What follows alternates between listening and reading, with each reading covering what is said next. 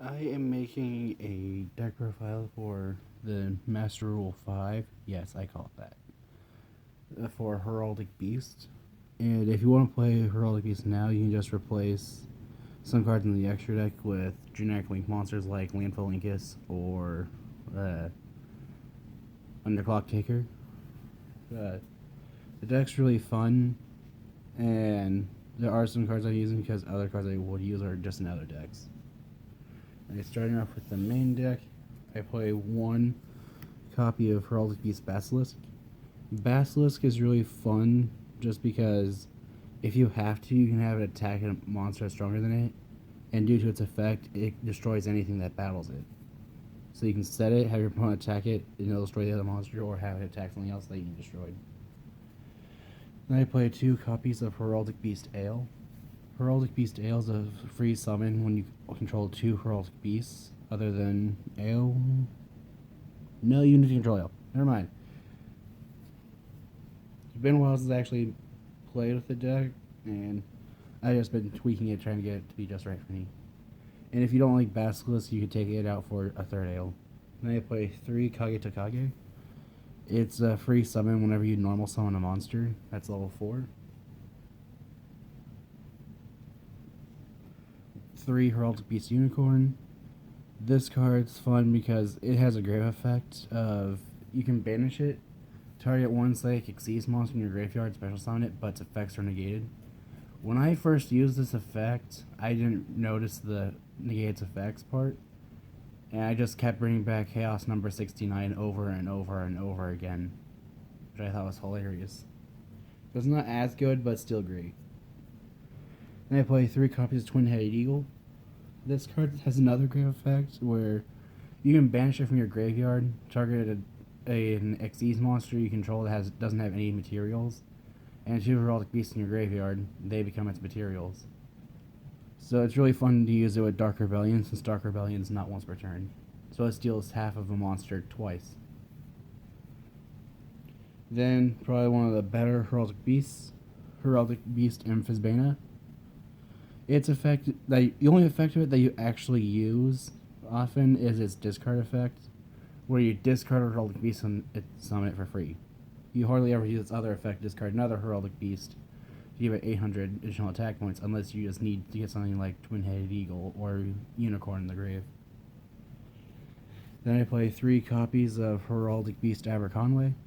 Aberconway's effect is that if you have two of them in the grave, two or more in the grave, you can banish one to return a Heraldic Beast in your graveyard to your hand.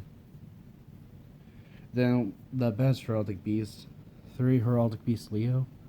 Leo is a fun effect where if it's sent to the graveyard, whether it's from your hand, field, deck, or an overlay unit, it lets you search for a Heraldic Beast monster besides itself once per turn.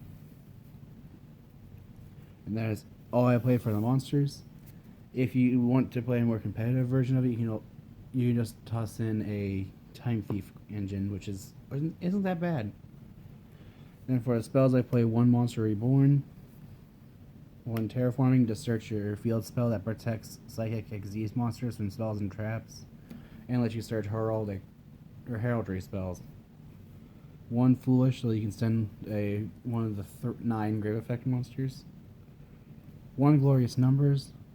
This card is Monster Reborn for a number monster when you control no monsters, and lets you draw a card. And then has the great effect of removing it from your grave from play to attach one card from your hand to an Xyz monster as a material. Then I play 3 copies of Charged Up Heraldry. This card is fun because you can tribute a monster, summon 2 Heraldic Beasts from your deck, and then immediately use them to Xyz summon. However, when you use this, you're locked into Psychic Xyz or Machine Xyz monsters. Then I play 3 copies of Heraldry Reborn, Monster Reborn for Heraldic Beast monsters. Then I play 3 copies of Advanced Heraldry Art. This card lets you target 2 Heraldic Beasts in your grave, special summon them, and then immediately Xyz summon using only those 2. Then I play 3 copies of the field spell, Augmented Heraldry. It protects all Psychic Xyz monsters you control from being targeted by spell or trap cards. And you can discard a card to add a heraldry spell or trap from your deck to your hand. However, when you use that, you can only special summon Psychic Xyz monsters or Heraldic Beast monsters. And to finish up the spells, I play 3 copies of Rank Up Magic Numeron Force. This card in Master Rule 5 for me was funny. Just because I was fighting 2 Blue Eyes Chaos Max Dragons. I used this to summon Chaos number 69. And my opponent was like, okay, that's fine. My cards can't be targeted or destroyed. Well, this is a mass negation effect. When it's activated, it negates the effects of all face-up cards on the field, except for the monster you're summoning and itself. And that's just a permanent negation. So the Chaos Maxes can be targeted and destroyed by card effects now. And then I still have their attack with Dark Rebellion. I thought it was funny. And that is it for the main deck. Moving on to the extra deck. I play 1 number 52 Diamond Crab King. If you don't want to play this, you can play Dweller. It's just a good defensive card that can use a material so it switches attack and defense. You can have it attack and then it switches back to defense. And I play 1 number 101 Baguska in case I have to try to stall for a couple turns. Tornado Dragon if I have to deal with some spell or trap cards. 2 copies of number 18 Heraldry Patriarch. Patriarch's a fun card just because of how the only effect you actually care about using is its effect when it goes to the graveyard. When it goes to the grave, you can add 2 Heraldic Beasts with different names from your deck to your hand. You hardly ever use this other effect, which just works with cards having the same name and negating their effects.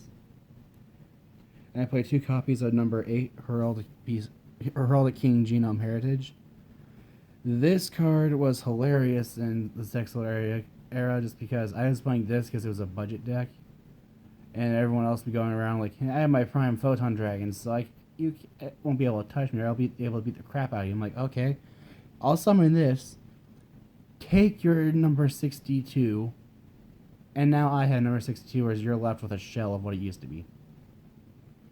Because its effect is it can target an Xyz monster your opponent controls, negate its effects, and reduce attack points to 0, and then it gets its name, effects, and attack and defense points.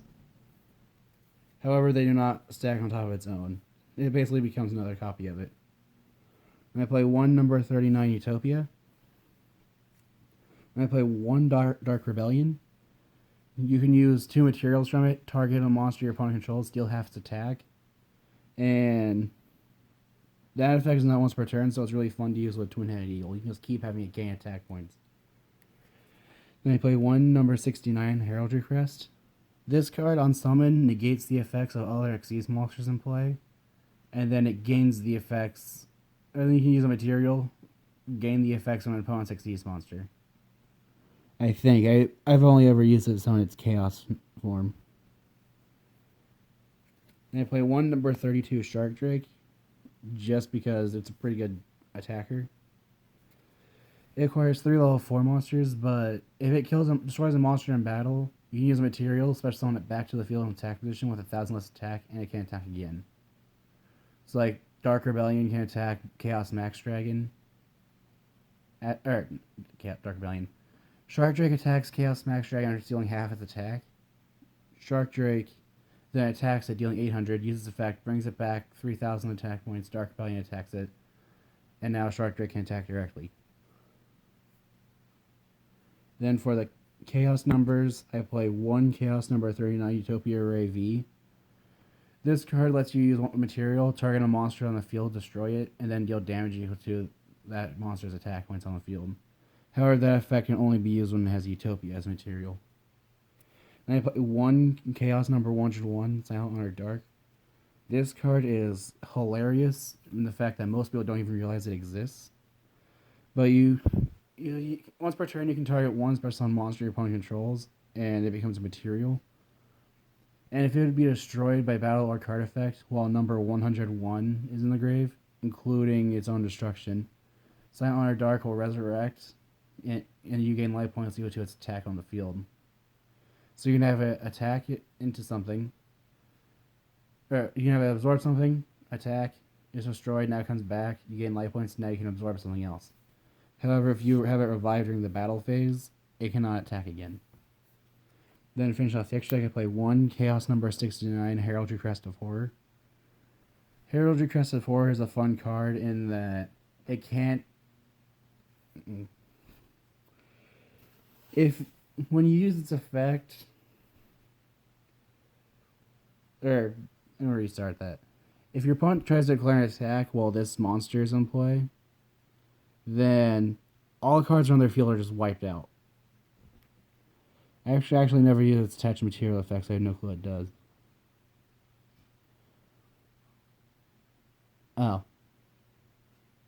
Okay, and then by using one material, it gains attack points equal to an opponent's Xyz monster's attack, and it gets the Xyz monster's name. But overall, it's a really fun deck, and I'll go ahead and go over what can be replaced for other things.